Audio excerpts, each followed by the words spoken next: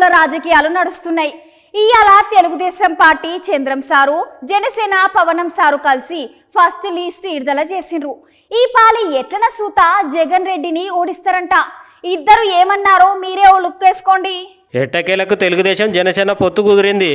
ఇవాళ మంచి రోజు అని చెప్పి ఫస్ట్ లిస్ట్ విడుదల చేసిర్రు.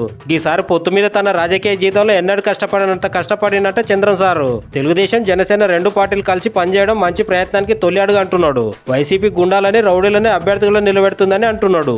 ఎన్నికలలో ఎర్రచందం దొంగలని సుత నిలబెడుతుందట. ఈరోజు చూస్తే నా రాజకీయ జీవితంలో ఎప్పుడూ చేయనంత ఎక్సర్సైజ్ చేశాను నేను. ఆ విషయం ఇది నాకు 9వ ఎన్నికలు. 9వసారి ఎన్నికలు పెట్టినప్పుడు సమైక్య ఆంధ్రప్రదేశ్లో కూడా ఇంత ఎక్సర్సైజ్ నేను ఎప్పుడు చేయలేదు. అంత ఎక్సర్సైజ్ చేశాను.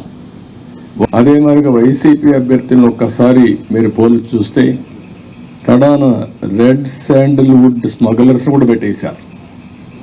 రౌడీల్ని గూండాల్ని కాకుండా రెడ్ శాండిల్వుడ్ వ్యాపారం చేసేవాళ్ళు పెట్టారు. ఇవి ప్రజలందరూ కీలక ఎన్నికలు అంటున్నాడు.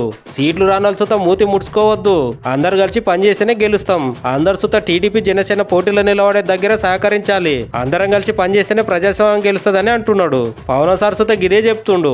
మన ఓటు టీడీపీకి వెళ్ళటం ఎంత ముఖ్యమో టీడీపీ ఓటు కూడా మనకు రావడం అంతే ముఖ్యం.